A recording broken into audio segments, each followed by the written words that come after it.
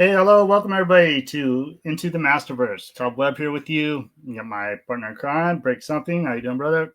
I'm doing good, man. Good to see you. Let's talk some Masterverse. We're talking about our first figure today. Yep, starting out with a good one too. One of my favorite ones of the line.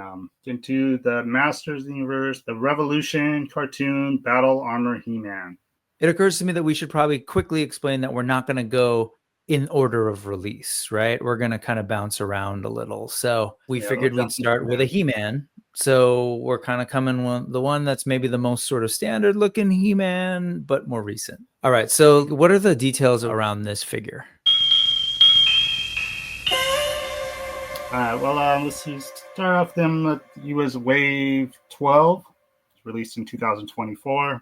Standard wave usually is 4 figures to a wave. Something a little different with this wave is we got 3 figures. They held one back, which was kind of spoilerish. King Keldor. With that wave, it was the new Eternia Mechanic as well, and then the new Eternia Triclops. Those 3 would be figures number 73 through 75. King Keldor being number 76. Standard release, and was at a normal retail price. This year was $21.99 then. I believe that's the price that we're at right now with all the figures still.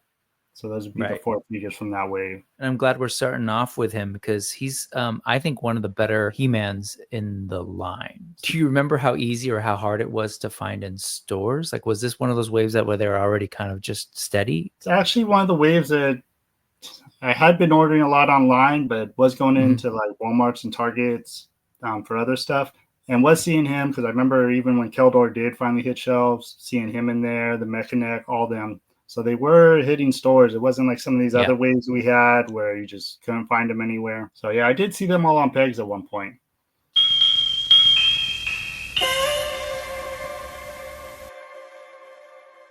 This was the back of the packaging. This was one of the newer boxes, if I'm remembering, where they started showing the photos instead of paintings, right? Yeah, we were getting kind of the card art on the front instead of the back. So, and then he's also kind of in there with the Shadow Beast, which is kind of cool. Shadow Beast. That'd be something to hope for here in the future.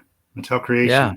Yeah, not quite there yet. And it's a super short bio. This is all it says. Right? While without a sword of power, He-Man receives help from Andra. Is it Andra? Andra. Andra? Andra? Andra. Okay. While without a sword of power, He-Man receives help from Andra, who creates the impressive battle armor for extra protection during combat. It's interesting. The most powerful armor in the universe. What I also think is interesting is this down here, the cross cell, which is kind of what you're naming, right? Mm-hmm. What was up with it? Was this on the actual box? It wasn't, right? This was just promo art. Yeah, that was just promo art because when I actually got the box in hand, like I said, I got a little early. When I made the video, I purposely blurred out that because I didn't want to be the one spoiling it. Got it. That essentially is it for the box art.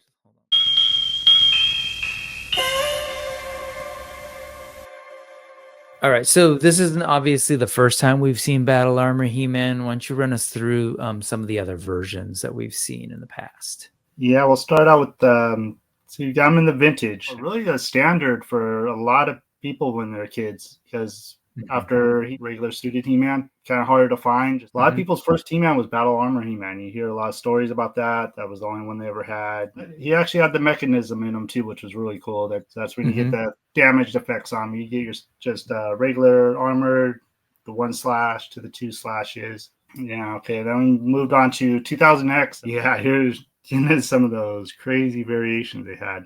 It's kind of cool though. I like the kind of tech of this one. It's very like mech suit, right? It's cool. Yeah. So what were the other ones after that, after 2000X? So I believe next we hop into be the classics version.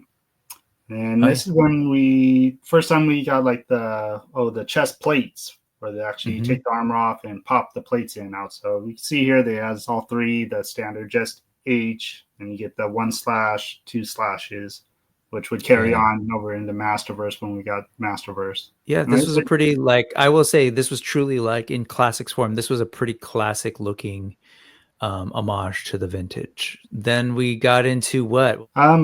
B Origins, pretty early on. Yeah, I had the tinier thing. That's what a lot of people were upset about. We had that real big, huge one. Right. A little tiny thing. It was kind of off looking. But then they end up doing a different one too, right? Yeah, still kind of small, but then the vac metaled one that came out with that Battle Cat. Was it the Battle Warriors 2-pack? I was never. I'm not one in general like a big vac metal person, and part of it is as we can kind of see in this one, like it's very shiny. It's almost like, and then it's weird because he's got this slash in there, but it's like pristine, shiny armor, and it always kind of took me out a little bit. But that's just me. I was always worried about chipping, and I try and keep them as nice as I can. I usually get 2 of anything vac metal, so I keep 1 package because I know eventually. Smart. But then we've got our first battle armor He-Man. The one that we're looking at today is much later, like you said, Wave 12. But we got an earlier one, right? It was Wave 6, I believe.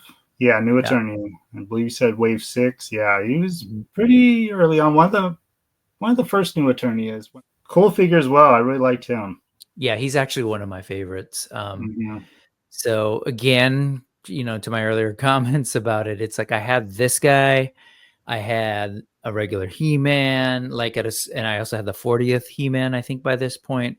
So I was kind of like, I don't know that I needed another one, but let's go ahead and take a look at the actual figure and then sort of see what stands out about the figure that we're actually talking about today, which is the Revolution version. So, all right. So yeah, we'll have them up here now, kind of spin around, check them out, get a couple different versions of them. We got them with battle armor on. It's got the chest piece that pops in and out. Does have that removable chest plate on it. Has all 3 of them, the standard, then the little slash, and then 2 slashes. But then he does also come with the harness as well. So with this newer buck, has that harness that's really cool. When I first opened him up, I was doing a video on him, and then he has like that battle armor on. You can't really tell, but once you remove that, like I was putting the harness on, this is when we got the first newer buck, and he's the first figure to get this bigger, beefier buck on him with like the big collarbones or muscles up here. Here we get kind of a closer look at what our original bucks were and kind of what the newer ones would look like. Yeah, it just really has, I don't know, more of a, like kind of a wrestler almost to me. Bigger shoulders and the collarbone up here. The harness was brand new for this thing too. They didn't just sort of reuse the original harness. They actually had to kind of switch it up because of the buck being the bigger chest and stuff. We kind of had really thinner straps on the older ones, and this one kind of like the thicker straps and got more shape to it because it had to really fit up over that body. But other than really just the chest piece of the buck, we're having standard arms are the same, both sides, legs, boots are exactly the same on them, same exact loincloth, and the new head sculpt, of course. They've gone through so many different head sculpts of He-Man at this point for both Origins and Masterverse. And it is a little weird to me. Even the Revelation one had this issue where it's like it's not exactly what we're seeing in the cartoon. Yeah, so Revelation was a little off as well. Anyway, it's just an interesting note, and I don't know however why that is. But the one that it did come with, it's got a little bit more of a almost like animated style, like the really dark outline around the eyes and everything. What about the accessories? He didn't come with a power sword because again, in the show, he doesn't have a sword at this time, which is why Andra makes the armor. But he came with what instead? He came in with the axe, and that's it? Yeah, that's all he had with him was the axe. I'm not sure if we've had this axe before now that I'm thinking. I think this is brand new tooling for this one. It's a little thicker than some of the other axes we have. And then the paint apps to it. You got the multicolored, the darker gray to the shiny silver on it. Yep. Pretty sure this is the first time we had this axe as well. And then the armor, obviously that was new because the last Masterverse New Eternia battle armor guy, that was his whole torso, like it was built in. But this one was more like this is like a clamshell classic kind of. More like the classics. Yeah, they went with that. And not like it's like Fisto's old vintage armor where it's the 2 pieces that went around him, right? Yeah, exactly. Yeah. And then of course, like he has a removable gauntlet on his left arm, which I really like. I really like that addition for Masterverse with both Revelation and Revolution. think it's kind of a cool look. Yeah, you get a nice gold to it that matches that H on his chest too. But I believe this is when we started getting like the drop down legs on them as well. Mm-hmm. So you see on there, you get the drop down leg, get some more posability out of them. We didn't have that for a good while. Some of these original ones didn't have it on at all. But other than that, everything else is pretty standard. Nice. So let's go ahead and sum up. This is wave 12, figure maybe 73, 74, 75, depending on how you number them. By this time, you know, the line's been going for a good amount. They've been making a bunch of figs. When I look back, of course, like I don't have him. So I can't really speak too much about like critiques or anything. I've heard you talk about it, and I think it's like a really solid He-Man. My issue, as you know, is always with the head sculpts, right? So I'm that guy who sometimes will pay for a custom head that's maybe even more than the $21.99 that they were charging for the figure. But I will say that this is a pretty good, more animated style He-Man. But I'm kind of torn on which one I like best between, say, the Revelation He-Man and the Revolution He-Man. But I don't know. What about you? You actually have the figure. What are your thoughts on this guy? Yeah, I just remember getting him and opening him up, and man, just with that buck, and like I said, with the harness on him too, both looks, he just looks so much better than some of these standard bucks we had. And moving forward, noticing now, like we're getting this buck with everything. Like you were saying with the head sculpt, I would say I might give me something here in the future too, something custom, because if you had like the perfect head for this, everything else is just amazing with him. I think he just is built right. The armor, especially once you get that harness on, he looks like a traditional He-Man. So really great overall. I really dig him. I do like the idea of him having the drop down leg. I think that's really cool. I am a big fan of the new Eternia one, which we'll take a look at later. But it's definitely not so classic. It's got like some extra features. So I might actually end up going back to get this to get a little bit more of a classic look. And just the time of him coming out is when I really feel like they started stepping up a lot more. Like I said, in this wave, we got new Eternia Triclops, which is just amazing. And the Mechanic as well. He was just phenomenal.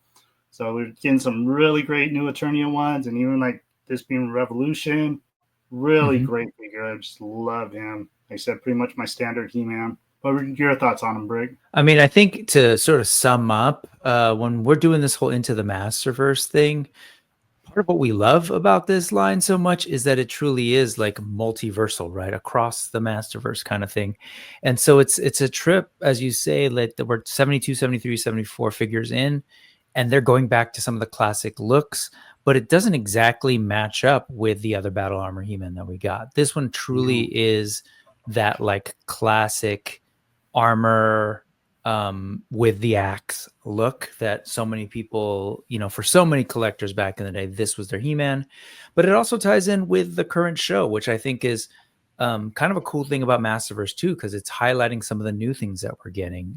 They even like tying in the story as to why he didn't come with a power sword, because at this point in Revolution, he didn't have that. So he had to have something else like this battle armor.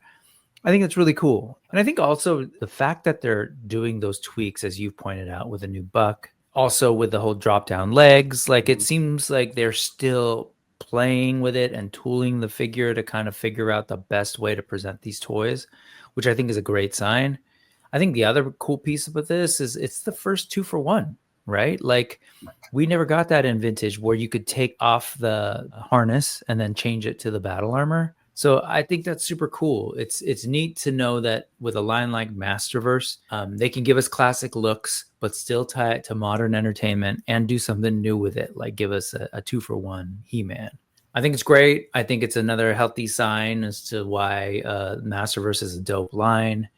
And I think it's great for us to talk about this He-Man in particular for the first one.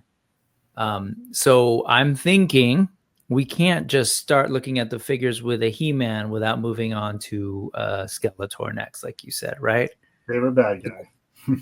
The question is, which one do we go to?